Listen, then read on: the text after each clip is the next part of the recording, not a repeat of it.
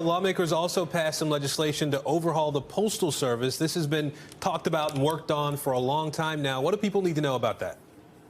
An overwhelming bipartisan vote in the Senate, 79-19, to pass legislation that would overhaul the U.S. Postal Service. This bill has already passed the House, also on an overwhelming vote from both parties, and it is headed to President Biden's desk. These are the provisions that you see right now. It would lift some budget requirements that are unique to the Postal Service that other organizations don't have. It would require 6-day-a-week a delivery schedule for the post office, with rare exceptions such as federal holidays and natural disasters. It would also put future retirees in Medicare. That would save a significant amount of money for health care. This is, a government-funded venture. Medicare is a government-run insurance program, which, of course, would be much more efficient to do than putting these people in private programs. So the whole idea here is to save a bunch of money for the post office, to streamline delivery service. And by the way, it would create an online dashboard as well that shows delivery time, so Americans would have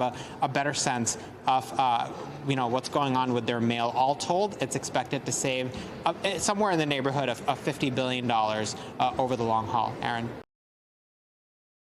Thanks for watching our YouTube channel. Follow today's top stories and breaking news by downloading the NBC News app.